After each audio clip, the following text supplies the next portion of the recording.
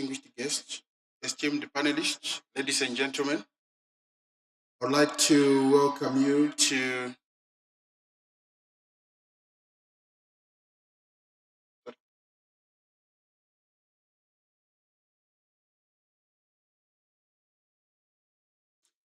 Okay, thank you very much. I'd like to welcome you to our investment dialogue focused on public-private sector, the public-private sector partnerships, and the official title is Increased and Targeted Investments through Public-Private Partnerships. Let me start by introducing myself. My name is Roy Machoko. I'm an economist. I'm based in the office of the Deputy Special Representative to the Secretary General, the Resident Coordinator, Somalia. I'll be moderating this session for today. So it is my honor and privilege to welcome you to this high-level panel session. And this discussion forms a distinct and yet complementary part of the broader series of engagements focused on advancing public-private sector collaborations during this UN Food Systems Stocktaking Summit. So as you have realized on the program, we've got a series of dialogues, side events focused on public-private sector partnerships. This is one of the sessions. It is very distinct in terms of its focus, but it complements other sessions that are being held and others that are going to follow. As you can observe on the program, we are going to have another session on public-private sector partnerships, but with a different theme. So this session will consider the role of PPPs within the context of today's development and agri-food system finance landscape, which is characterized by widening financing gap due to several reasons. Of course, climate change is one of those reasons, and also what we are observing with the reduced commitment on official development assistance, where there's a widening financing gap towards the SDG acceleration. So according to the statistics that we picked, there is a surge of about $4.3 trillion as a financing gap to drive SDGs, and more directly towards SDGs, we are looking at a financing gap of around 300 to 400 billion per year. And this financing gap is expected to increase if no major reforms are taken forward. So this session discusses the future of PPPs and its application as a mechanism for accelerating finance. So we are looking at alternative means to finance food systems. And we are looking at food systems as a key driver for attaining SDG targets. And as you know, food systems have been identified as one of the 6 transitions to drive the attainment of SDGs. Just to qualify our session for today, our session for today is based on the notion that PPPs are a confirmed and tested model for delivering impact. We are not going to be discussing whether PPPs are good or not, but we are going to be discussing about how we can successfully scale up PPPs through targeted financing and investment.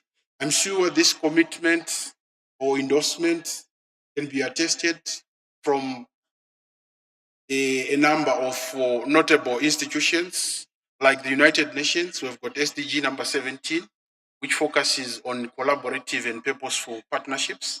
And this is one of the partnerships.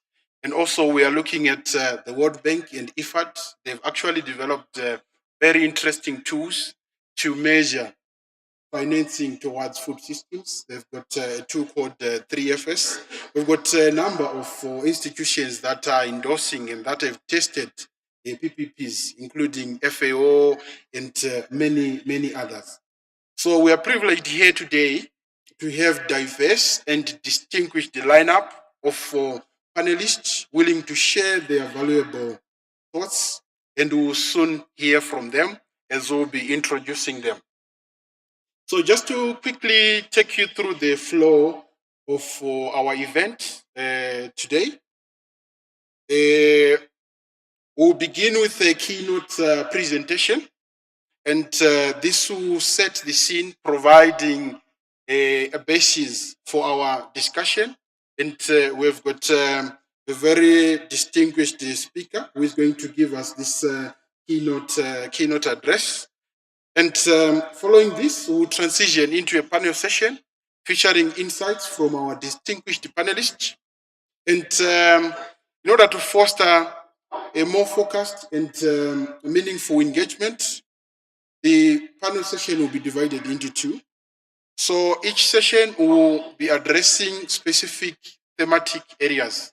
So you'll see that our first panel is mainly composed of member states, IFIs, where we are looking at getting the voice of the government, the public sector, in terms of what is happening now.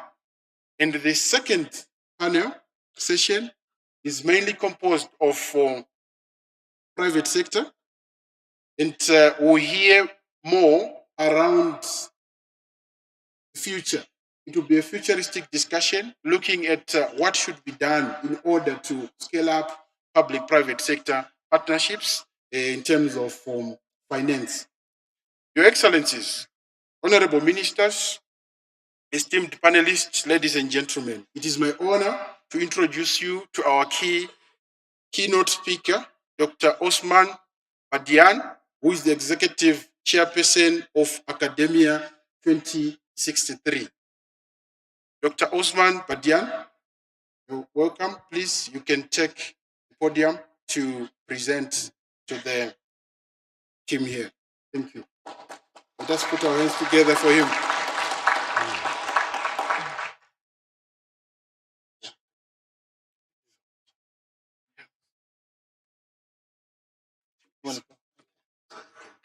Thank you.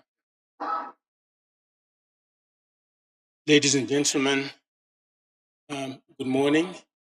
It's a pleasure and honor to join the audience here today to talk about public-private partnership for increased food system financing in Africa. Let's see if technology works. Okay. I'll have 4 items that I'll be addressing today. PPPs and food system finance in the context of transforming economies. As economies transforms, the capacity, the potential, the instruments for PPP change with the changing environment, the changing context. I will then talk a little bit about the food system finance needs, the trends observed on the ground, and what the opportunities are for PPP. I will go over quickly some successful experiences and emerging solutions to inspire us and show that things are possible on the ground. Perhaps it's about scale and depth, but things are happening. Then I'll close with a couple of statements on what will be a way forward. First, to the role and scope of public-private partnership in food system finance in the context of transforming economies. Whether it's in Asia, primarily, but also in Africa, Latin America, economies are transforming, changing the context and the opportunities for PPP. Governments facing larger fiscal space compared to 2 decades ago, but also facing increased and diversified demand for public goods and services. At the same time, we have a bigger and more able private sector than 20, 15 years ago. That should set a context for working closer across the two sets of actors. If that happens, well-designed PPPs will actually allow us to bring together private sector innovation and investment with public sector vision and governance to effectively address economic, social, and environmental goals.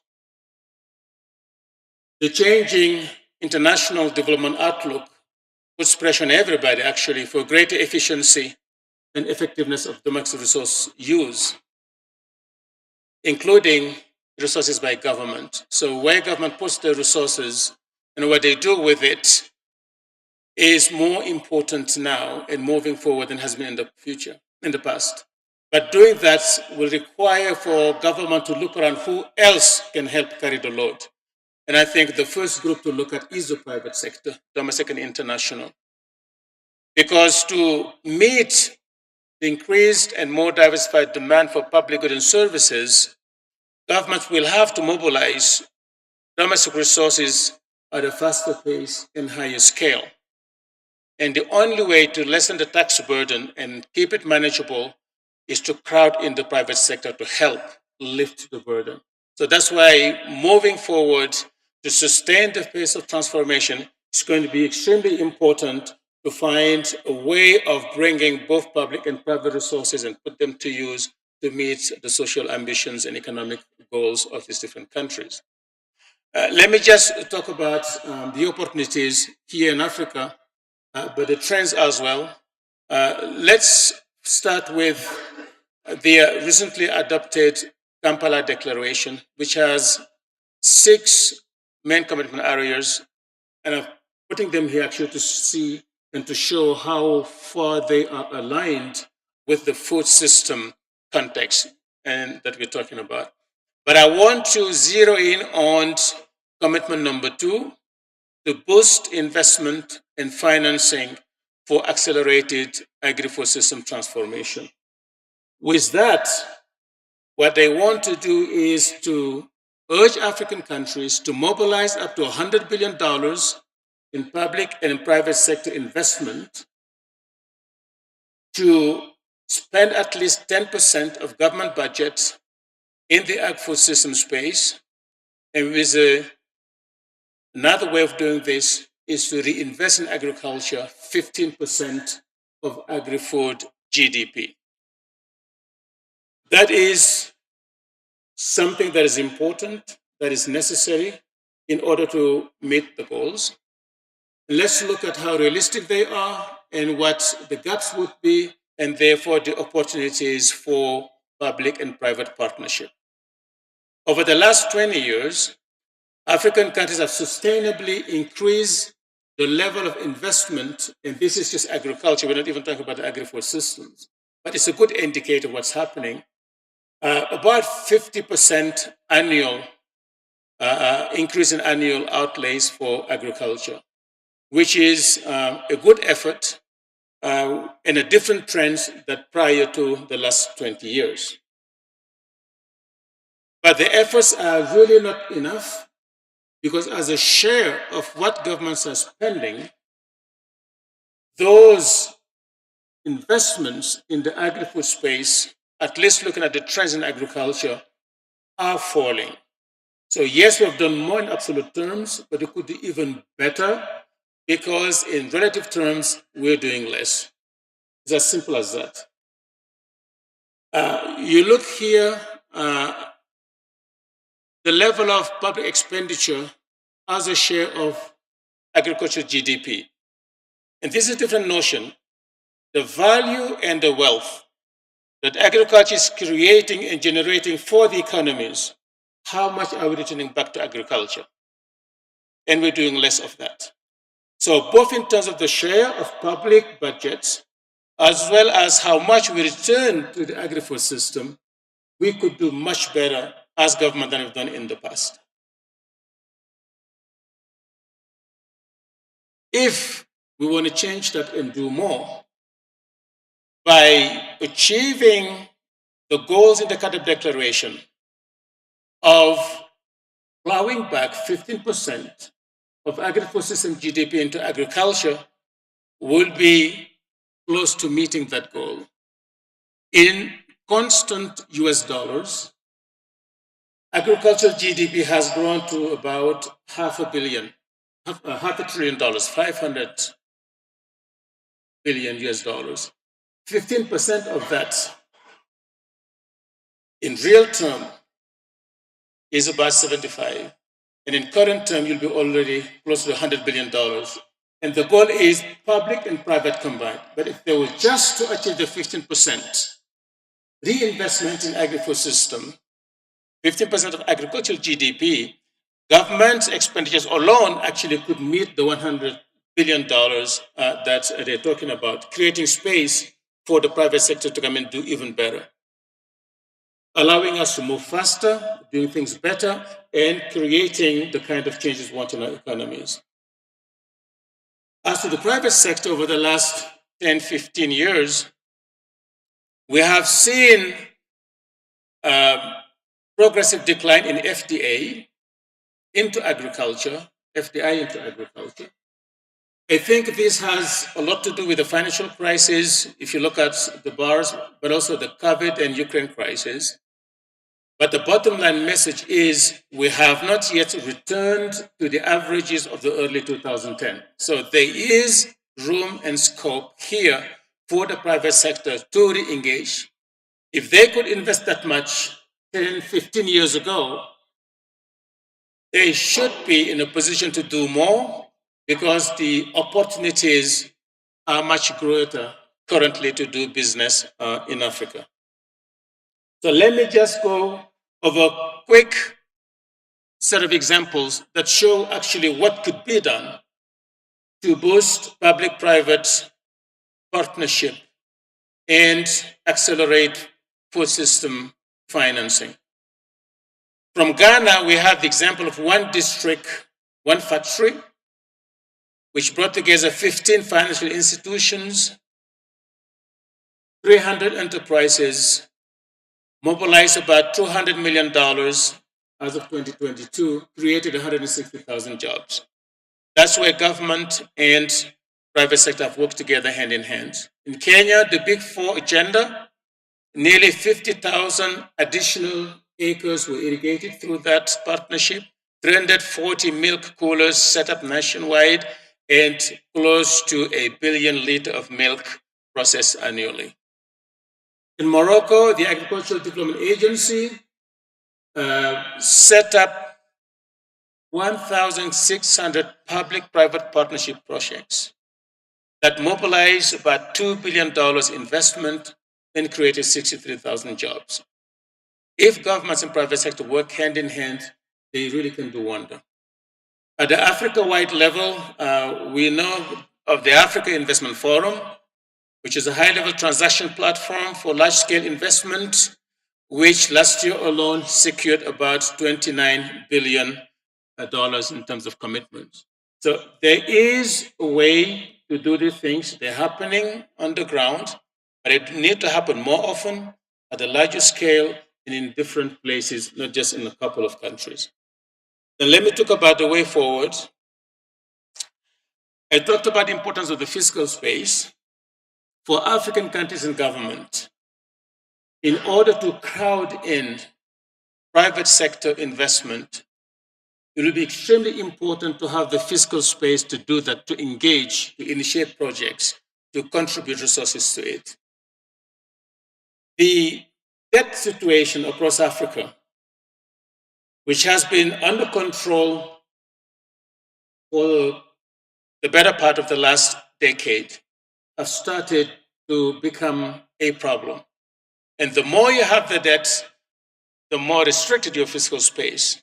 And therefore, the less you can do in terms of partnership with the private sector. So bringing back the debt level is extremely important. We are today where we were in the 80s in terms of average debt before things exploded in the 90s. So that is the first order of priorities for governments to work with the Minister of Finance and everybody to bring the debt down and then enlarge the fiscal space for bigger capacity to meet the growing needs and crowd in the private sector. One thing else that government can do to bring in the private sector is to rethink government procurement and public project finance. It can help if government refocus government resources on high externality areas where really the private sector cannot get all the benefits if they were to come in, or it's not their job to cater to those issues. Focusing on those where there are no efficient options for the private sector to participate because we just take too much losses or it's not in their business interest. Focus on those. Government can also redeploy pensions and similar public funds as strategic investment and capital mobilization instruments beyond the budget to expand the possibility of connecting with the private sector at scale. Then deliberately, intentionally crowd in private sector in the provision of public goods and services to stretch the reach of government resources and create a critical mass of domestic capitalist and industry champions. There are a lot of things government is funding today that domestic private sector could be funding. Why should I build a market, for example, right? As a government, even a municipality, the toll highways and roads, why should I put billions of dollars there if the private sector could do it? Health centers, a lot of other things, education centers. There are things that the private sector could be brought in through smart partnership to come and augment the resources of the government, allowing the government to focus on those things that the private sector cannot do. And such opportunities for private and public sector partnership abound in the areas such as infrastructure, health, education, science, and technology. But it has to be deliberate, it has to be intentional, it has to be part of the government's procurement and project finance approach and strategies. I will conclude with a little bit of advertisement.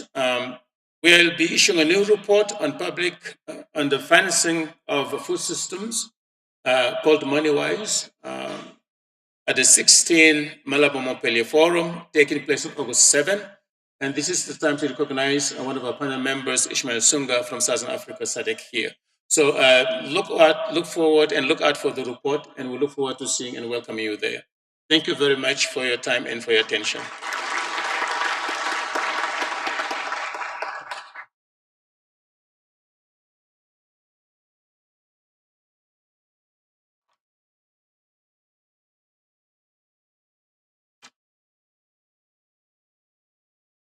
Thank you very much, Dr. Osman Badian, for such a great presentation, which sets the scene as we get into our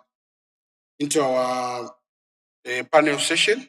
And just to say something about our keynote speaker, he's a very good economist and has contributed to a number of critical documents, including the CADAP documents. The Kampala Declaration is one of the key authors of that document. As you could see from his presentation, has provided the required evidence and trends to allow us to have a more focused conversation. So thank you very much for bringing the CADAP discussion, looking at the CADAP commitments around public expenditure in agriculture, because with public-private partnerships, we are looking at the merging of public and private sector resources. So there's a critical component of public expenditure. As you said, it's increasing, public expenditure in agriculture, but unfortunately, as a share of the GDP, it's going down. And also, we are looking at a decline in FDA in agriculture. I think we highlighted that. And more importantly, you highlighted some critical, insightful experiences, positive experiences from some countries like Morocco, looking at how good they are in terms of building institutions and systems to drive these public-private sector partnerships. And also, more interestingly, the experience from Ghana, looking at territorial approaches, where you are looking at spatially disaggregated targeting of investments. That's a very good experience. And also, we are looking at leveraging on financing, local financing, the aspect of pension funds. Thank you so much for that, and also the aspect of enabling infrastructure. So, ladies and gentlemen, Your Excellencies, let me take this opportunity to acknowledge the presence of Honorable Abu Bakar Kairi, the Minister of Agriculture and Food Security of the Federal Republic of Nigeria. Your Excellence, Honorable Minister, you are welcome.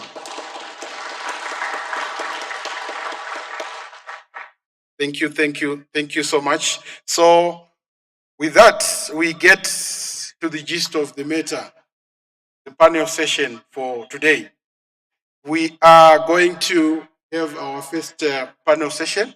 So our first panelist that I'll call to the podium here is Mr. Brendan Gleeson, the Secretary General for the Department of Agriculture, Food and Marine in Ireland. Let's put our hands together for him. Then our second panelist, we are going to have Mr. Naisa Ingawa, the General Manager for Partnerships, Investor Relations at the National Agriculture Development Fund in Nigeria.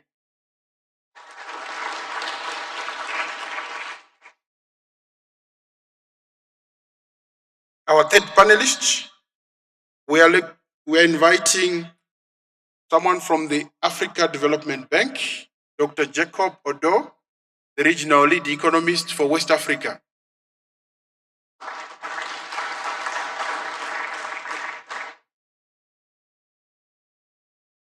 And our fourth panelist, we are going to have Mr. Ramesh Mukhar, the Managing Director and CEO of Africa Improved Foods.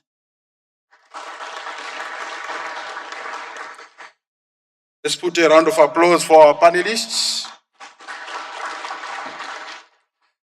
Thank you so much. So we'll get straight into our discussion. So as a way of meeting the participants here, I'll just pose a question, looking at where you're coming from, just to share your experiences.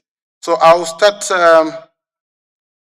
here with Mr. Brendan Gleeson from the Department of Agriculture in Ireland.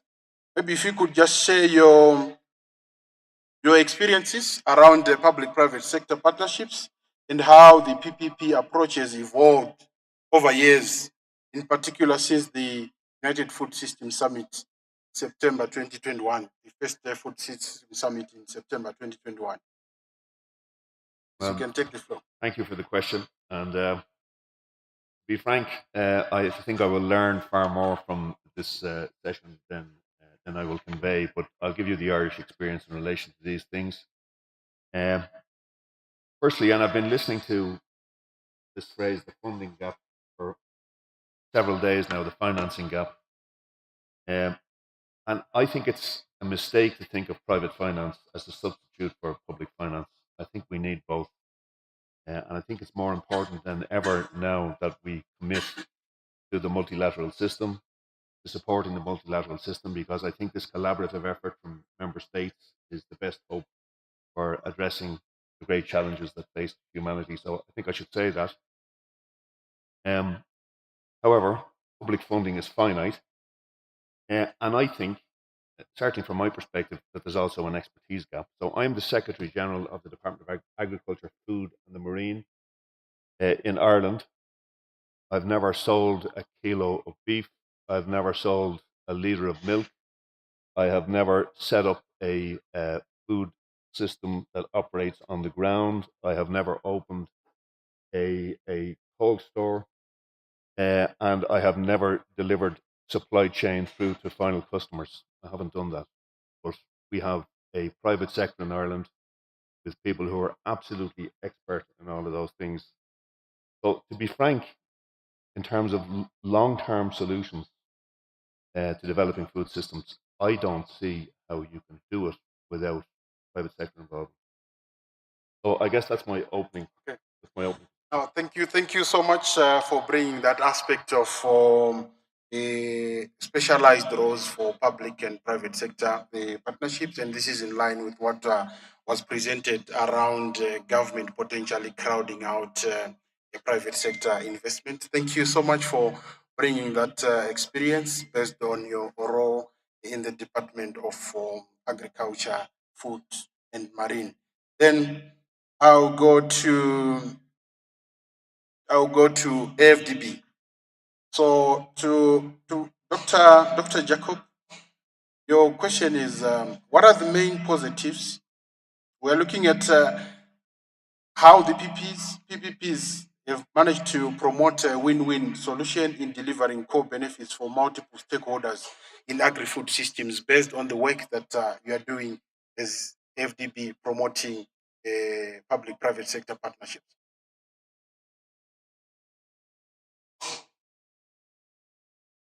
Thank, thank you. Yeah, thank you. Good morning. I see my minister there. So for FDB, we have evolved since the last summit. I just need to mention that initially we have supported uh, policy framework development for a long time, a very long time. And one of the things that we noticed is that we support countries to develop policies, but these policies uh, stay on the shelves when we go back to talk to countries, regional member countries. There's no project in the pipeline, the PPP. So in 2020, we started developing an internal PPP strategic framework, which has three pillars. First one is on strengthening enabling environment, then preparation and transaction advisory services, and then the third pillar is on financing of PPPs. From then, we have started to do things differently. And I'll probably go over them very quickly to see how we are doing the win-win, how we are doing financing or supporting the PPPs in a win-win situation. The first is basically financing or, through loans and equity. This we have also done for a long time. And I mentioned in a different session yesterday on our support to special agricultural processing zones. We have done this in several countries, and I see the Minister for Agriculture for Nigeria is here. We have done that. We have launched in a number of states in Nigeria. We have done, yesterday I said we just did approval for Togo. We have done very impactful SAPZs in Cote d'Ivoire, for instance. And one of the reasons why we are doing this is to uh, create an enabling environment for the private sector to come in, because there are some things that the private sector is not able to do, lay the ground for agricultural production. And then secondly, we have also noticed that there are very impactful technologies and innovations that are developed, particularly by small people. And these technologies can be very impactful for the private sector production in agriculture, but they are not adopted because they are not known. So we have a program called Technologies for Agriculture for African Agricultural Transformation (TAT), where we incubate technologies and partner these technologies and innovations with the private sector for adoption. We have here in Ethiopia, for instance, tolerant wheat production, which is really having a lot of impact in the country. And then thirdly, we have also gone uh, towards developing of bankable projects through project preparation facilities. We have, for a number of countries, we have what we call the African Development Fund Project Preparation Facility, where we finance up to about 1 million of projects for feasibility studies, designs, to prepare the projects for the private sector to come in. Because what we noticed is that government have good ideas, projects, but we don't uh, get the private sector to come in because of the readiness of the project. And then we also are working a lot on risk mitigation. I talked yesterday about our involvement in the partial credit guarantees. We have done this in a number of countries, and normally we guarantee uh, uh, investment, sovereign investment for governments to leverage to mobilize financing, particularly from the international market. And second, but not least, is support on transactional advisory services.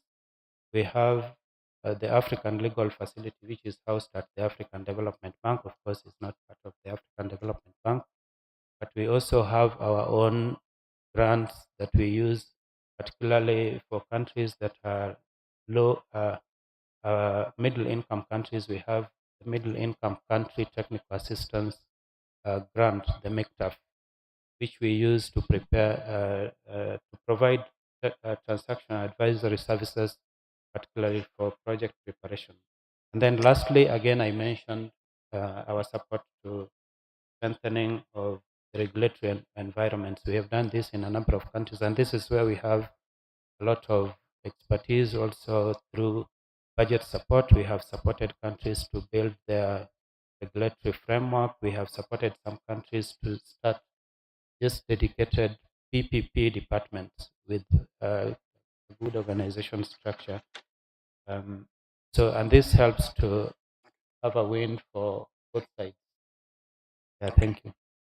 Okay, thank you so much for such a detailed intervention from Africa Development Bank. You have actually highlighted all the key programs and instruments that we have within the bank to support public-private sector partnerships.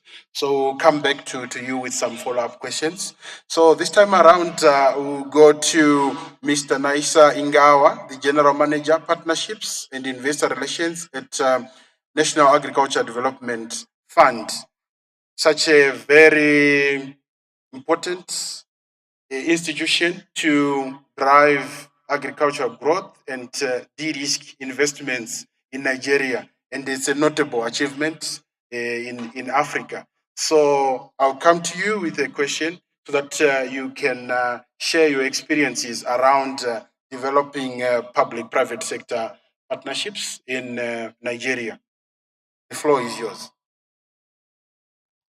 Thank you, Mr. Moderator. I think the experience, especially since 2021, is that the governments, both at the national level and at the subnational levels in Nigeria, had to come back to the table and sort of have a rethink around those outcomes.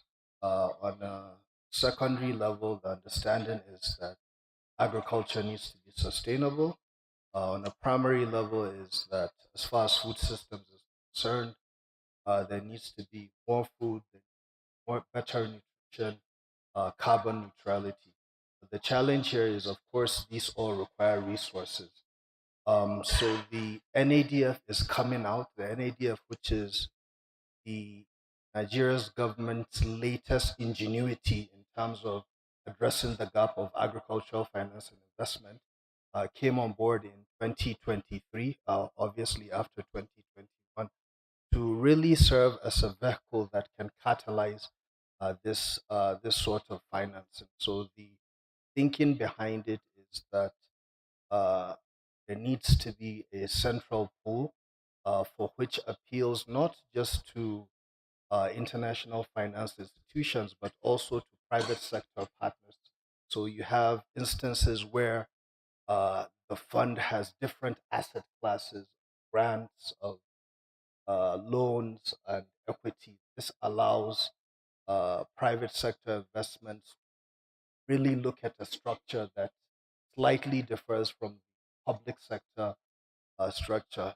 And again, as I said, looking at it from a national perspective and a subnational perspective, the renewed hope agenda of current administration is looking at how we can look at unutilized infrastructure.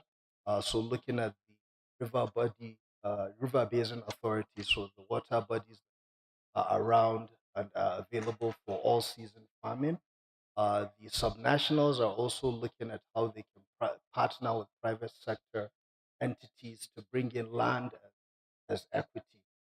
So these essentially partnerships are a lot of efforts that have been freeing up capital to invest in different buckets across the food systems value chain.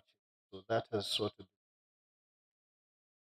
No, thank you so much for intervention. I'll definitely come back to you with a follow up question, but I'll hold it for now. Whilst we bring Mr. Ramesh Muchkao, the managing director and CEO of Africa Foods. Please, you can take the floor, and I'll pose a question on you regarding your experiences around public-private partnerships, and also being a player within the sector. What has been your experiences so far? Good morning to all of you. Thank you for this platform. I'm the CEO of Africa Improved Foods, which I believe is one of the most successful PPPs operating on the continent, with a successful track record of impact and execution both. We've been around for about 8 years, and today we produce food to feed 1.6 million people per day. The objective is to take that to 10 million people per day. The primary objective of our business is to produce nutritive foods, primarily for the first 1,000 days of life cycle of a child, the clear intention of battling stunting. And we are proud to record that CHAI has a report that suggests that when we started, stunting rates in Rwanda were 47%. Today, the stunting rates are down to 31%. And that for us is true progress. Obviously, this is not just done by us. It's a variety of players in the system, including the government of Rwanda, whose extremely efficient delivery mechanism has ensured that the last mile is served. And therefore, the attack on stunting is true and real. Having said that, I think it's important to highlight here that as a PPP, with a private sector player from the Netherlands, Royal DSM, which, as you know, is the giant in vitamins, minerals, and protein production, the IFC and the FMO, along with the government of Rwanda, together have come up with this enterprise. While we are profitable for sustainability reasons, our measurement is around the kind of impact we create and the lives we change. Our impact really lies in 3 buckets. We interact with 90,000 small scale farmers spread over 200 cooperatives to help improve their yields and hence their incomes. The other very important aspect is that we only buy aflatoxin free maize.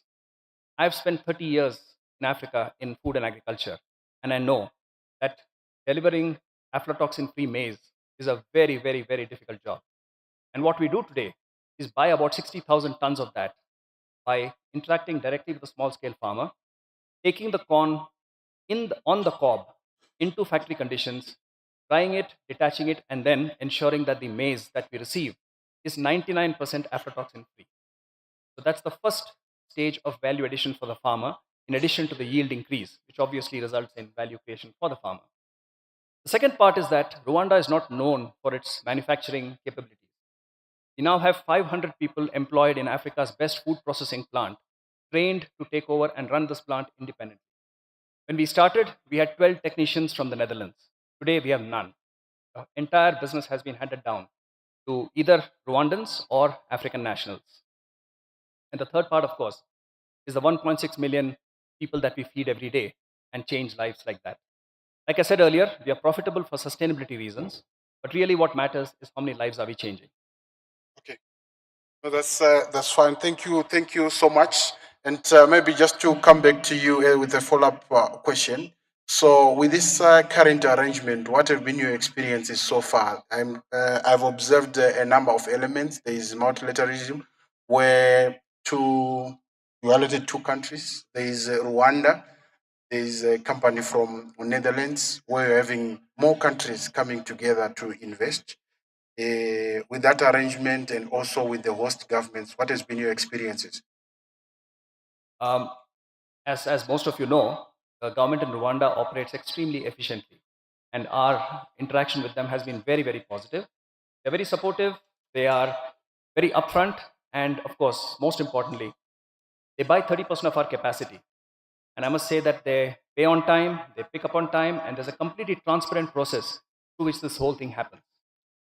For the fact that we have a Dutch private sector partner involved, we believe that the access to technology and the access to great practices that are global in standards allows us to claim that we are Africa's best food processing plant. Add to that the connections and the networks that people like the IFC and the FMO bring allows us to be able to practice as widely as possible. Today, our objective is to expand our footprint to 5 other countries across Africa, and we are in that process as we speak. Okay, thank you. Thank you so much for elaborating on this one. I think you have emphasized on the issue of public sector efficiencies, and you have applauded the government of Rwanda for being upfront and being efficient in supporting these public-private sector partnerships as a driver. So we are fortunate today that we have got another government that has been very upfront in developing practical instruments to deliver private sector investments. We have Nigeria, and they have an instrument called the Agriculture Development Fund, which is a de-risking instrument. I'll come back to you, and if you can comment briefly, 1 second, how the Nigerian government has managed to get this thing right, because instruments are key and institutions to drive this policy. Thank you, Roy. You're absolutely right. Instruments are key.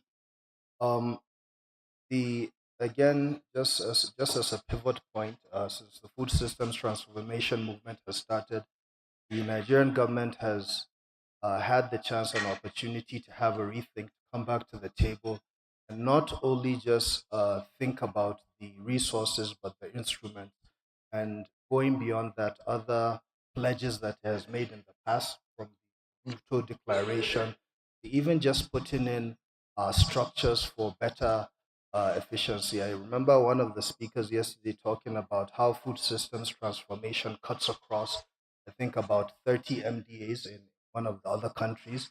The current administration has put in a presidential food systems coordinating unit to look at all these different agencies and the tools and the resources. What this does, it allows for better policy coordination at the highest level. So under the president, rather under the vice president's office, and also under minister's office, making sure that it gets the kind of attention that kind of coordination that it deserves. And again, going back to my other point, is to make sure that there are also institutions that complement other institutions. So the NADF has come in as a quasi sort of private entity that does things that usually the public institutions are unable to. So, for instance, the NADF is able to draw in foreign investments, which not all other public institutions focused on agriculture and food systems is able to do. In addition to that, the NADF again is able to scan the landscape and look at prevailing rates within the commercial market. So, for instance, the MPR in Nigeria is about 30 plus percent, which makes it very difficult for players to go and draw on loans. So the NADF comes in to blend finance, to use public funds which do not come at any cost, to blend them with those private finances to have a window of about 17.5%, which of course is by far better than the 30 plus percent. So these are sort of the instruments that are in place to make sure that the system is driven for efficiency and sustainability. Thank you. Okay, thank you so much. So this is one of a shining example in Africa where a government has gone a step forward to provide a practical de-risking instrument through a formalized institution. And as you know, if we don't have institutions and systems to drive whatever we're discussing here, those things will not be implementable. So it's something that we would want to discuss further. So as we close this session, I would like to link Mr. Brendan Gleeson's submission around the division of roles between the government and private sector, which is, it sounds very simple, but it is difficult in many situations.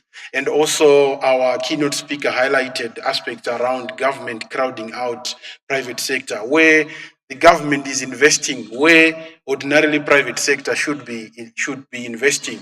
So, as we close, can you give us a word of advice? How have you managed to get that thing right? Where the government they focus on policy and they are not trying to be investors, they are not trying to be buyers, they are not trying to be processors, but they are allowing private sector to do that in a partnership framework. So as we close, we would appreciate closing with wise words from you. Thank you.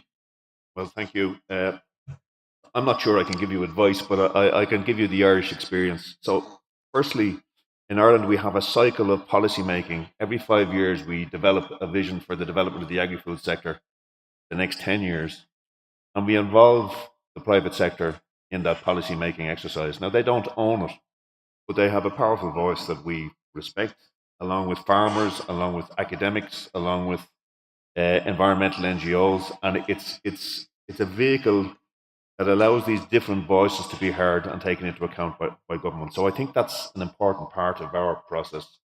So they are involved in the policy making part, and some of the outcomes from that. People have mentioned finance. We have an Irish Strategic Investment Fund which provides loan finance for SMEs and farmers. And one of the big barriers to access to finance for some of these people is the requirement for collateral. And what we do is the state puts up some of the risk finance at the beginning, take first losses on those loans, and it makes it possible for commercial banks then to loan funds to SMEs and to farmers. That's one example. Another example is the whole field of animal health, and there's a public good to this. It's important for farmers, but it's also important for people who purchase supplies from farmers. So we have a vehicle called Animal Health Ireland, which is a 50-50 partnership between the state and the various processing companies.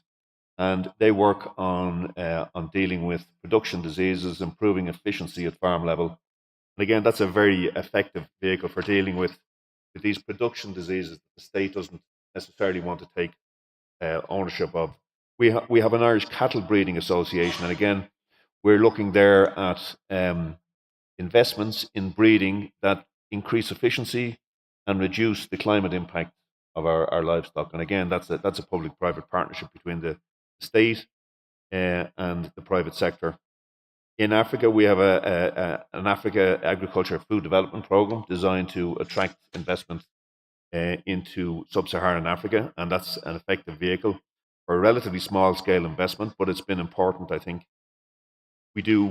Somebody mentioned research and innovation earlier on, and again, we partner with private sector companies to develop new products, to develop new processes to make the industry more efficient. And of course, that efficiency and competitiveness passes down to the primary producers.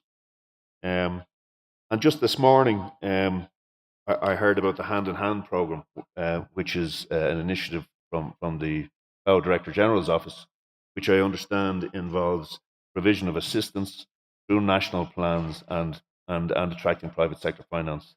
And to me, that sounds like the perfect example of an initiative involving the multilateral institutions, national governments, and private sector. So I think all of these strands are required if we're to make, make progress here. But I come back to my original proposition. In Ireland, we're fortunate to have had a cooperative system that has really led to the development of our agriculture sector. Generally speaking, we've had governments that are supportive of pro-enterprise policies. We have policies designed to attract foreign direct investment, including in the food sector, and we have a range of multinational companies now that buy raw materials from our Irish companies. We think that's a very important part of our overall framework for the development of the sector. But I'm not sure how relevant these examples are. to people struggling with much more difficult situations than we are. But I think they are part of the development of our state. They've been developed over a long time, not since 2021. And I do think they deliver what neither the private sector nor the public sector could deliver on their own. And public goods and private goods together in partnership. Thank you so much, Mr. Brendan Gleeson, for giving such a good example, which is providing a good basis for analyzing the role of institutions and also a focused approach. So, just to summarize your submission here, you are saying public sector for public goods, private for private sector focused goods, and this has managed to bring good results for your country, and we can also learn from that. This is a very important. It's unfortunate that we've run out of time, but I'm sure we'll continue with these engagements during plenary as well as outside this session. Thank you so much. Let's put a round of applause for our panelists. A group picture. Oh, okay. So they are saying we need a group photo. Where? Here. Okay.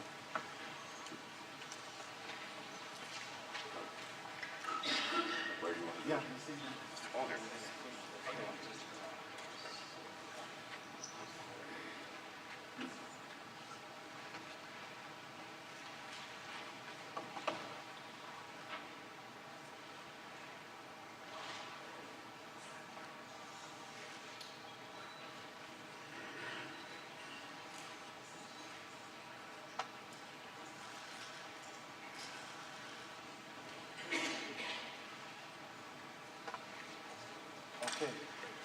Thank you so much. Thank you so much. So we want to quickly move into our second panel. We're trying to catch up on time here. So our first panelist, we are going to call Miss Emmeline Fellas, a senior director on agriculture and food, and member of the World Business Council for Sustainable Development.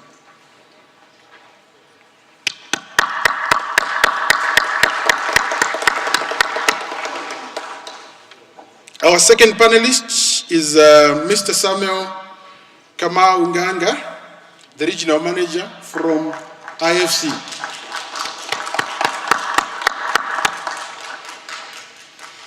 Our third panelist is Mr. Ishmael Sunga, the CEO of Africa Confederation of Africa of Agricultural Unions. And then our fourth panelist is coming from MasterCard Foundation, Mr. Daniel Huber, the head of Africa.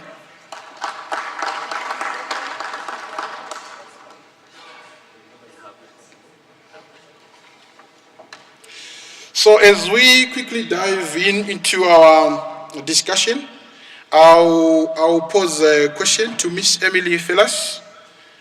What do you see as the next step in the evolution of PPPs to maximize their effectiveness? We understand you, as the World Business Council for Sustainable Development, you are looking at sustainability being a driver of growth in business, and how does this drive public-private sector partnerships, and what are your experiences? So we'll try to catch up on time, so hopefully we'll be able to be brief, all the panelists as we go. Quickly, thank you. Thanks very much, Your Excellency, ladies and gentlemen. Thank you so much for really good preparations, and I agree indeed with your statement. What we are doing in WBCSD, which is an organization that, as you've heard about, has been co-leading private sector engagement with FAO and the UN Global Compact in this Food System Summit, but overall engages about 250 companies. What we're doing is really supporting them to become more competitive by becoming more sustainable. It's not always the case yet, often because the enabling conditions are not right, and so often we encourage a type of agriculture that is not sustainable yet. Okay. Thank you. But we really support the companies because it's in their interest to make their supply chains sustainable. It's in their interest to make sure that the enabling conditions, so basically the policy framework, is supportive of this sustainable development. So what we see is that there is the old-fashioned public-private sector partnerships that we've talked about before, which was not very systemic. That was looking at one very specific intervention in a place, quite not very large scale. But as climate change is accelerating, as the supply chains are increasingly under threat from these destabilizing weather events, droughts, etc., there is really a willingness from the private sectors to step up and to move from some of those smaller scale interventions to larger, what we call landscape-based public-private partnerships. So really looking at a whole landscape, which is not easy because already working across the value chain with all of the different stakeholders and bringing in public sector requires a lot of efforts. But even looking at a landscape requires also to work with other stakeholders across other sectors. So I'll take actually, there is a lot of examples that are provided in the compendium that we just published. You've heard about it. You've received an email from the hub. There's 15 examples at scale of public-private partnerships that are looking at very different angles of the transformation: nutrition, sustainability, consumption as well. Overall, I'd like to highlight an example that explains how we really move from a more small scale to a really landscape approach. So there is an example that we call the Landscape Accelerator in Brazil, but we're looking at having others as well. It's part of the project that we launched, an action agenda on regenerative landscapes that was launched at COP28, which brings together now more than 50 organizations, so a lot of private sector groups, but others as well, the government of Para, TNC, quite a number of NGOs as well, where we've mapped all of the investments made by a lot of organizations on regenerative agriculture all over the world. These now represent over $10 billion of investments in 500 million hectares across 110 countries. We're seeing that there is a movement. We're seeing that there is investment here. What is missing is connecting these investments and unlocking some of the finance by bringing, as all of you have been speaking in the first panel, by unlocking, de-risking the investment, unlocking further investment altogether. Yeah. And so what we're doing with a focus in Brazil here, working directly with the Ministry of Agriculture, is looking at how much is it costing to move to a regenerative system, and how do we share the costs across the different groups, and then developing the financing models that are still missing, by the way. So I'll stop here because I know you said we are pressed for time, but that's concrete. No, thank you so much. I'll definitely come back to you with follow-up questions. I've learned a new term here, landscape-based PPPs, and also how you are trying to bring the sustainability aspect. As you know, public sector is focused on the social outcomes mostly. Private sector, they are looking at the economic outcome, profit.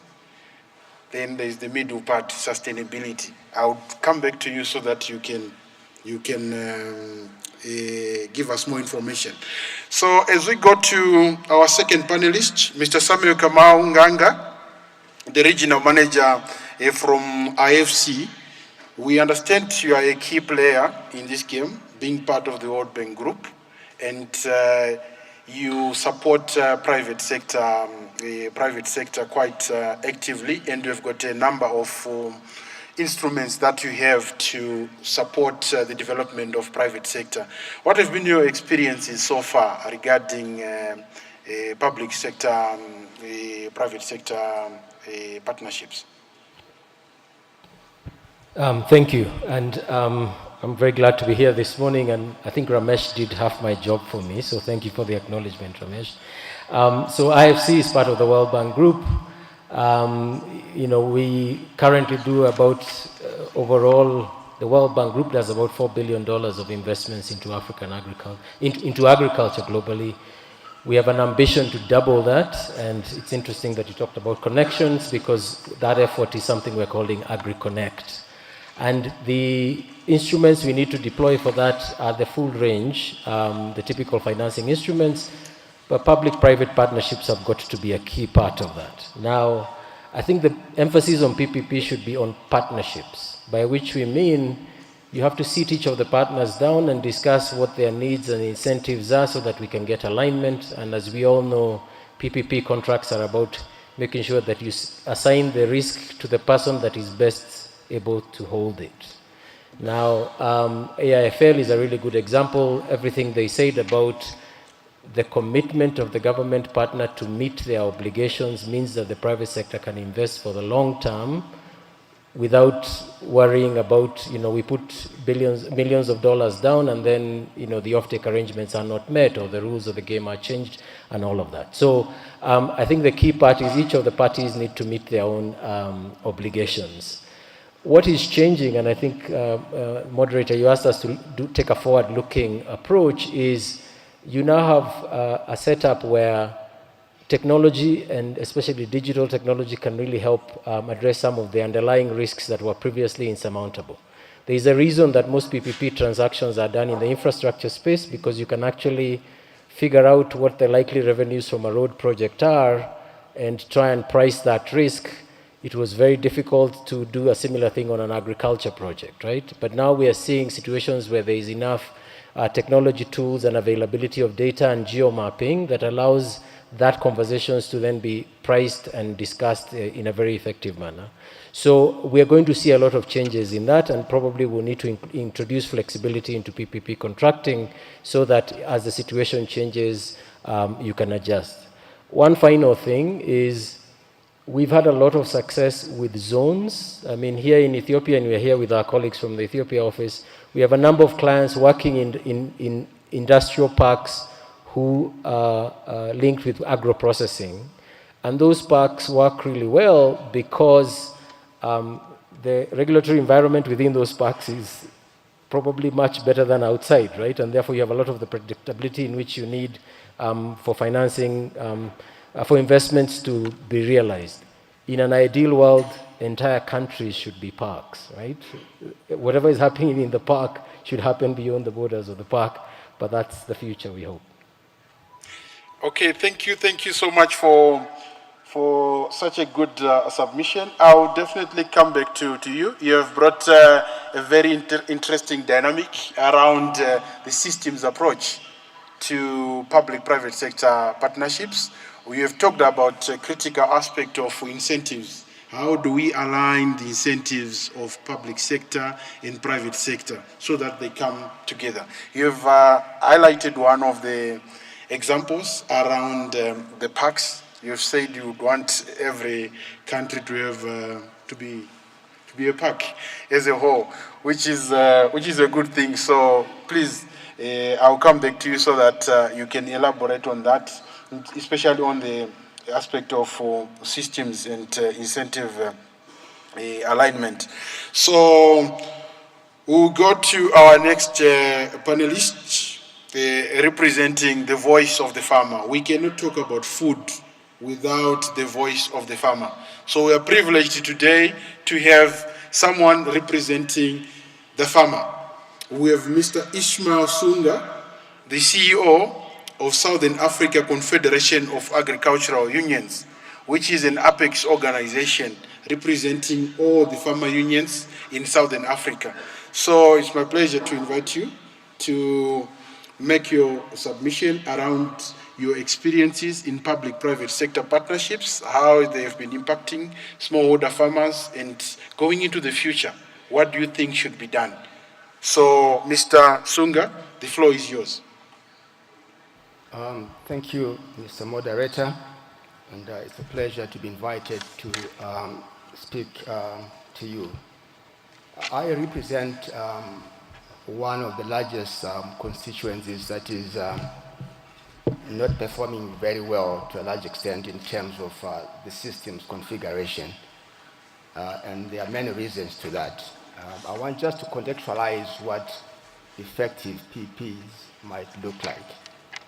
Because at the moment, we don't think that they are actually well targeted and working for us for many reasons. But let me just highlight a couple of points that will bring out some of the messages I want to carry forward. There are two major issues that farmers are confronted with, which are fundamental for anything that happens to them in terms of economic life, social life, political life, or otherwise. It is really the issue of the absence of backbone infrastructure, the fundamentals of life. There is no water, there is no health facilities, energy, you name it, no roads, no digital infrastructure, those basics that makes dignified livelihoods. And they are producing from areas that are far-flung from the hinterland. And unless we fix this challenge, we are not going to go anywhere. We'll be massaging the problem. So we are calling for massive investment in backbone infrastructure. It is not only agriculture related, but it is related to people. Farmers, by the way, are also people. So it's not only their agricultural needs, it's their entire needs. So I think that is our core. This is, of course, heavy lifting. It requires a lot of effort in widespread areas and over a long period of time. And this can only be done, heavy lifting, in partnerships. So that is so fundamental. That is the first point, really. We might do other configurations of PPPs, but unless we fix this one, it might be expensive, but it will be damn more expensive in the future. It's like refusing to build a railway line now. You shall need it, and when you need it, it shall be terribly expensive. So I think that is one call we need really to make. Okay. And so the second point really is we need to invest. Our PPs should focus in the future. We need a new pipeline of farmers who are fit for purpose. If we don't look at the new generation of farmers and use PPs to drive it, we are not going to be successful. And I know I need to say this final point before you stop me.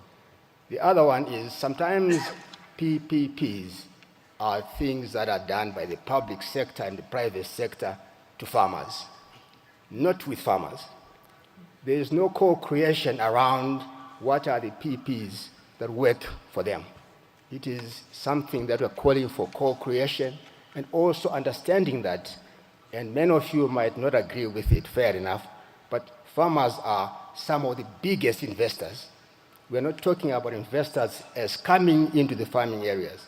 We're talking about farmers as the single biggest investors, at least in their aggregate form. You might disagree with me that, but let's converse in the future. Thank you. Okay. No, thank you. Thank you so much.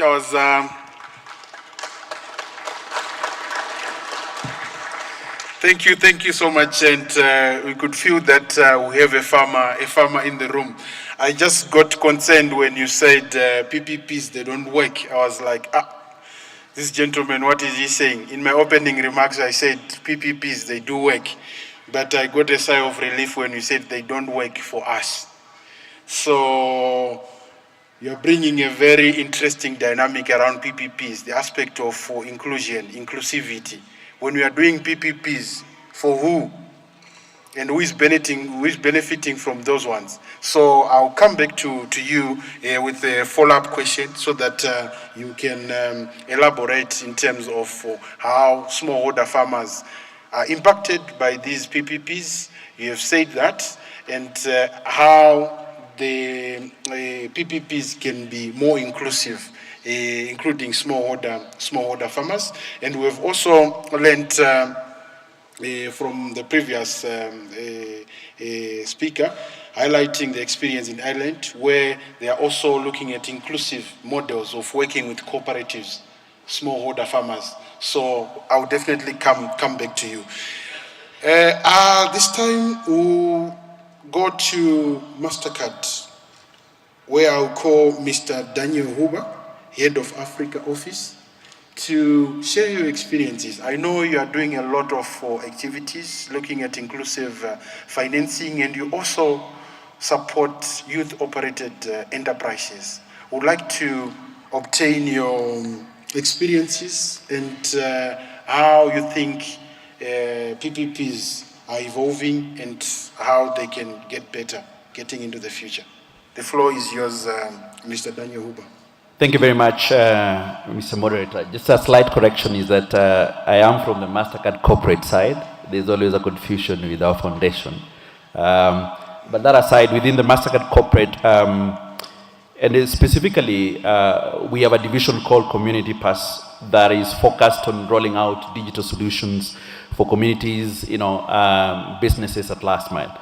We have seen firsthand how public-private partnership can unlock transformation or transformative impact across the agri-food systems. And for us as MasterCard through Community Pass, which is basically a shared digital infrastructure that enables smallholder farmers to be able to deliver critical services such as access to inputs, access to market, using the digital credentials that we provide. And I want to associate myself a lot with my speakers around, fellow panelists around the importance of technology and how centrality of technology will change the PPP. And a couple of thoughts from our side is that if you look at our work and which we've done across the Africa continent today, and as we work with different actors, private sector, governments, businesses, one rallying call that is there is a lack of trust between the various actors. And we believe that technology provides an opportunity to have trust as a currency for transactions and for engagement. And technology also provides the opportunity to be able to quantify things, to be able to verify things, and therefore to be able to judge what is the impact of doing that. So in my view, as we think about the evolution of technology and how that can influence, PPP rollouts, I'll actually raise 4 points. Point number one, I think we have an opportunity to be able to graduate from focusing on projects, singular projects, to a Pan-African platform of action, as I call it. And an example of that is in MasterCard last year, together with the African Development Bank, we did launch the Mobilizing Access to Digital Economy Alliance, MED Alliance, with a goal of reaching 100 million individuals by 2034. And the idea is to be able to use connectivity as really the means to bring all these actors together. And in that partnership, not only is the African Development Bank there, we also have players like the Farmer Federation. We have players like Equity Bank. We have players like IFAD. We have Microsoft, among others. And the focus there is to say, could we choose very specific geographies where we provide an end-to-end intervention and showcase how technology can be an equalizer, promoting trust and enhancing efficiency. The second example I'll give is the need for us to focus more on blended finance at scale. I think the keynote speaker talked about the opportunity. In my view, as we see the decline on ODAs, I think there's a call out for more blended finance instruments to be available, but the one that responds to the needs of the various ecosystems we operate in, including the voices of the farmer. The third point, and before I conclude, will be, how do we make the digital infrastructure accessible to all? So that for those of you in the room today here, as you travel from the different countries, it is because of technology that you're able to pay for your hotel, book a flight, right, and have your meal. Because you're using an infrastructure that players like ourselves, MasterCard, have offered to you. I think it is time in the agriculture sector for us to bring that equalizer to make our infrastructure interoperable and accessible across geographies and across value chains. And lastly, inclusive governance. That I think the future of PPPs relies on mechanisms where the community voice for accountability is heard and is respected. And as we try and define our lanes, between the public sector players and private sector players like ourselves, I think we must think about how is technology becoming that inclusive glue that ensures that we are actually achieving impact in a commercially and socially sustainable way. Thank you. Okay, thank you. Thank you so much for a very good submission. And you have brought very important issues around digital infrastructure and the work that you are doing as part of developing public-private sector partnerships. So as I would like to come back to all of you with a round of questions, please promise me that you won't go for a minute, more than a minute for your responses, because all of you, I have follow-up questions. So for you, Mr. Daniel Hoover, do you have any example of a scalable programs that can be considered for public-private sector partnerships in agri-food systems? I know as MasterCard Foundation, you are looking into the mainstream financial sector, but being focused on agri-food systems, you've got less than a minute. I'll try less than a minute. So the example I gave is, and it's in the compendium that has just been released here, is our co-partnership with the African Development Bank, where we're calling the Mobilizing Access to Digital Economy Alliance for Africa. And the idea of the partnership that we've developed is to be able to mobilize actors to de-risk entry for technology. And we do that by getting private capital and public capital for that matter. We're also doing that by offering technology at scale. And lastly, we are doing that by building capacity of individual system and ecosystem actors. And some of the players are actually in the room. I can see the CEO of Kenaf is here. Some of our partners that are actually deploying that to the ecosystems we are talking about. Thank you. Thank you so much for that. And then I come to you, Mr. Nganga from IFC. I said you need to tell us how you are supporting PPPs from a market systems perspective, building like alignment of incentives. How are you successfully doing that? Thank you. So we have many types of interventions, but let me talk about one. So one of the key issues, and I think Daniel has framed very well, is this technology. And when you do PPPs, you can either buy inputs, please build this structure, or you can buy results, right? And now we have the technology that allows us to buy results, especially using digital systems. So IFC has got this program targeting agtech across Africa. My colleague Paula is here who runs that program. And the idea there is there's all these newly developing technology-based businesses that are working. And I fully agree that farmers are people too, and one of the results we should be buying is results for farmers, where you can have an agreement with the government that if you reach certain milestones, or with the financiers, if you reach certain milestones, you will be able to get an economic benefit. So one example is we have a client in Nigeria that has very quickly built up an outreach to 300,000 farmers and is looking to scale that up to millions of farmers. They need money, but more than money, they also need reliable partners on subnational and national government levels. And that's a great opportunity, as are many other opportunities within that program. Okay, thank you so much. Then I come to you, Ms. Emmeline Fellas, from the World Business Council for Sustainable Development. It's hinted on my question around sustainability, to say how can we successfully build sustainable public-private sector partnerships based on your experiences. You have 30 seconds. That's unfair. All right, I think we need to just go back to the definition of sustainability. Often it's true that in the private sector you focus a lot on environmental sustainability, but like I say, and I think that's the purpose of this Food Systems Summit, is that you can't deliver on environmental goals without delivering on social goals and economic goals. So I'll just say very quickly that in the efforts we do on regenerative agriculture, we've defined 5 key outcomes that we're aiming for and that we are measuring impact from investments on. And farmer livelihoods is one of those 5, right? So it's farmer livelihoods, it's greenhouse gas emissions, it's health of soil that is very central, it's biodiversity, and it's water.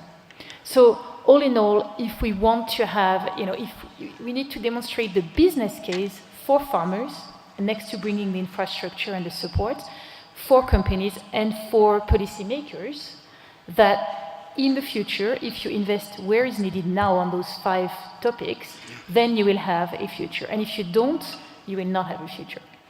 Yeah, that was Okay. very No, thank you. Thank you very much for bringing those 5 key variables that are key to sustainability, looking at greenhouse gas emissions, soil health, biodiversity, water. Thank you for bringing that. And I think it's a good way to define key areas for consideration when we are looking at building a strong Can I just add one thing? Sorry. Nutrition. Let's not forget that we need to deliver on nutrition and food security together with the rest. And that's Okay. one that is central to this Food System Summit. Thank you. No, thank you. Thank you so much. So we are looking at public-private sector partnerships that are able to yield social, economic, and environmental benefits. So in terms of, from the farmers' perspective, they are saying public sector, they are getting what they want from public-private sector partnerships. Private sector, they are getting their economic returns, profits. But the farmers, they are not getting anything and they are not included. This is what we got from the farmer's voice. So I'll come to you, Mr. Sunga, as a farmer, representing farmers. What do you think should be done to come up with inclusive public-private sector partnerships, which effectively include smallholder farmers in the design, implementation, and all the processes? Just a minute. Okay, thank you. I think your summary is not very correct, that they are not working, but let's go by that. I think there are a couple of things here. PPPs, as far as we understand them at the moment, are about the private and the public. And I think the private is not including the farmers as part of that. I think it should be also add another P, maybe the people, so that it is private, public, people, whatever it means, so that we are all together. But we also need to ensure that farmers also drive the PPPs, not the passengers on PPPs. This is what normally happens. You are invited to PPPs, but we don't have the capabilities of initiating our own PPPs and drive them to the conclusions that we want. And one of those particularly is the area of digital infrastructure. That is so fundamental because it speaks to a whole range of things. You overcome isolation, politically, economically, socially, spatially, you deal with that. And we are also going to crowd in a new generation of players that are driven by tech and agripreneurship. But much more important, it can also drive transparency and improve the governance of value chains because it brings openness if it's deployed correctly. And it can do that at scale, at speed, and at the lowest cost. So if we can drive that, we are going to solve a lot of problems. For us, I think this is what we need to do. Open a window for a project preparation facilities for farmers' organizations to be able to participate and drive the PPs that they want in the direction they want. Okay. No, thank you. Thank you so much for coining a new term here, the quad P. We are looking at, you said public, private, people, partnership. I'm sure that's a very good term, isn't it? Very inclusive. So I'm sure it will be considered as such. So thank you so much, our distinguished panelists, for taking part in this very interactive session. So just like we did before, we have an opportunity for a photo shoot.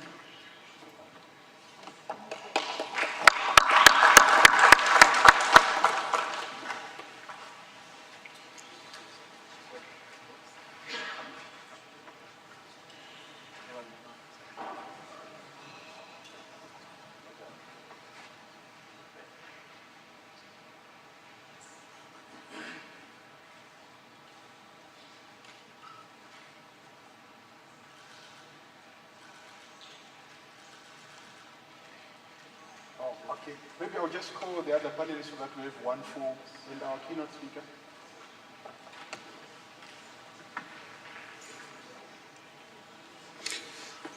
So just call our panelists to come forward so that we can have a photo shoot, include our keynote speaker.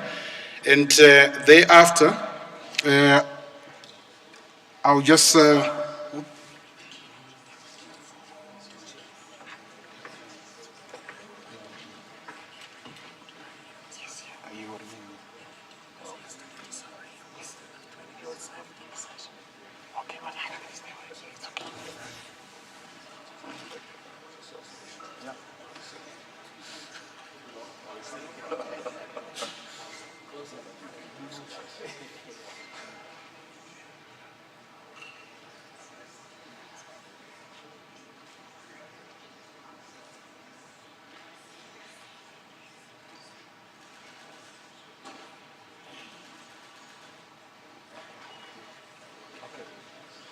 Okay, thank you so much. So, whilst our keynote speaker, Dr. Osman Badian, is preparing to give us a summary of key messages, we would like to allow our audience to intervene briefly. I'll take one or two questions from the floor. Do you have any questions from the floor? I don't see any hand for now, but let me just wrap up the panel session, looking at the key discussions that came up from the discussions. And one of the critical issues that were raised is around the role of government, looking at the government should come up front and should be very active and should not crowd out private sector. And ideally, for a successful PPP, from what we've gathered here, government should invest in public goods, in enabling infrastructure, whilst for the rest of the commodities, we allow private sector to be active, and that forms a good partnership. We also talked about risks. There is need for de-risking instruments. Without de-risking instruments, it's difficult to mobilize private sector investments, and this could be done at different levels. We've had AFDB, they've got de-risking instruments. IFC, they've got de-risking instruments. We also need to have public sector driven de-risking instruments. Giving an example of Nigeria with their Agriculture Development Fund. And then there was a buzzing word, instruments. Instruments, I would add systems there. Instruments and systems. We need to ensure that the public sector, the governments, they have the instruments to deliver public-private sector partnerships. Without instruments, it's difficult to deliver public-private sector partnerships. We are also looking at leveraging on digital technologies. Digital technologies are important, and we heard that from MasterCard, not MasterCard Foundation. Sorry about that. So we got the emphasis on the importance of digital technologies. And then on the systems approach, there are issues of incentives, where we need to align the incentives of public sector and private sector so that we have strong public-private sector partnerships. And then lastly, and more importantly, the aspect of inclusion. We need to build inclusive and sustainable public-private sector partnerships. This came from our panelists from the Farmer Union and also from the World Business Council for Sustainable Development. They are emphasizing on issues of sustainability and inclusivity. And we got a new term here, PPPP, Public-Private People Partnership. I'm sure that's the headline acronym from this panel session. Otherwise, I would like to thank you so much for attending this panel session, and I would like to call upon our keynote speaker to give us a summary of key messages so that it's easier for us to digest the more than 1 hour session, and he can put together those key messages very well. So I would like to call Dr. Osman Badian to give us a summary of key messages.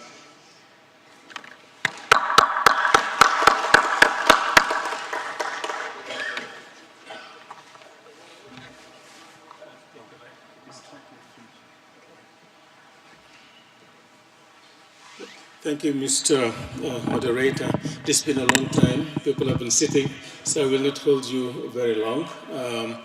Let me say and recognize my colleagues from the Malabar Montpellier panel, Tom Arnold here with us. I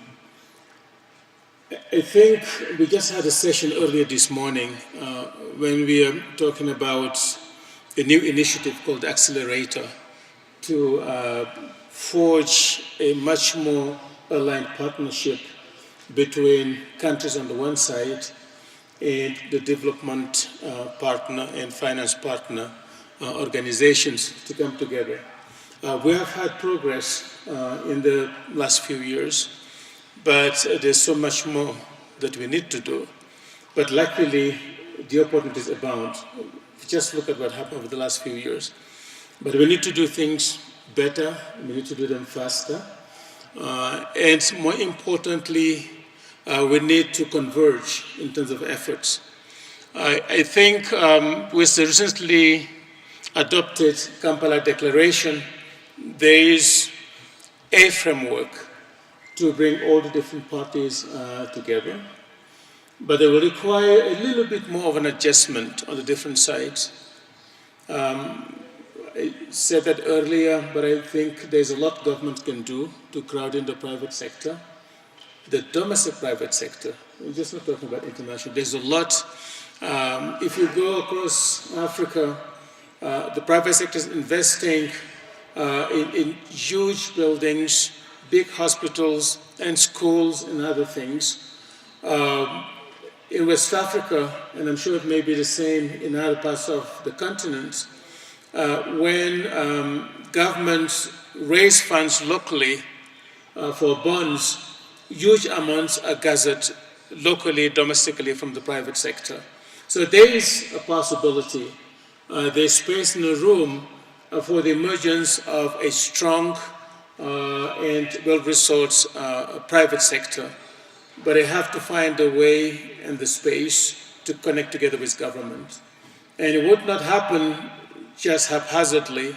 It has to be part of the culture of doing business of our governments to bring in the private sector wherever they can come in and help grow their capacity to play the role that they can play so significantly. And also allow our governments to keep the meager resources we have compared to the large needs that we have exactly where we know the private sector cannot go. And as we go on this journey to bring in more and more of the private sector and then focus more and more of the needs that the private sector cannot meet but the government can do. It's possible. We have seen the examples across the continent. But the more important thing is that our economies, the way they're transforming now, are creating space for the private sector. And they are having the capital and the possibility to do more.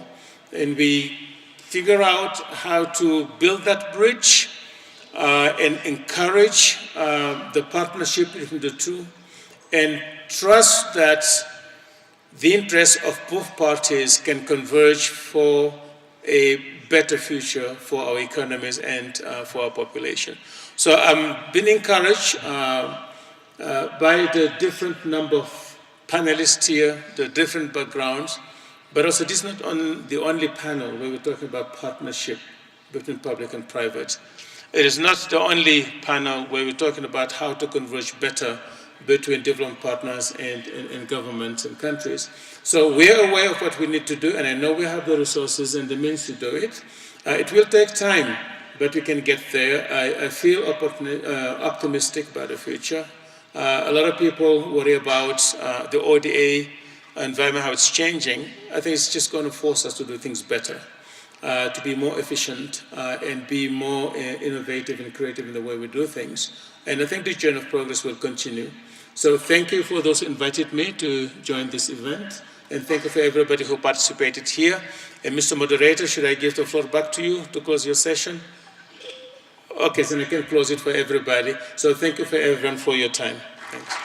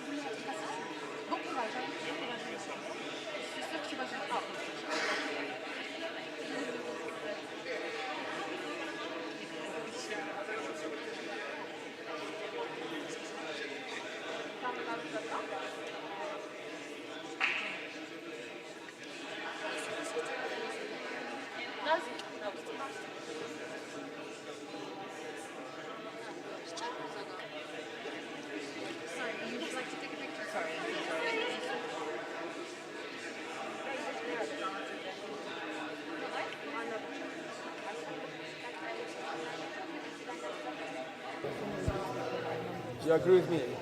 Okay, thank you.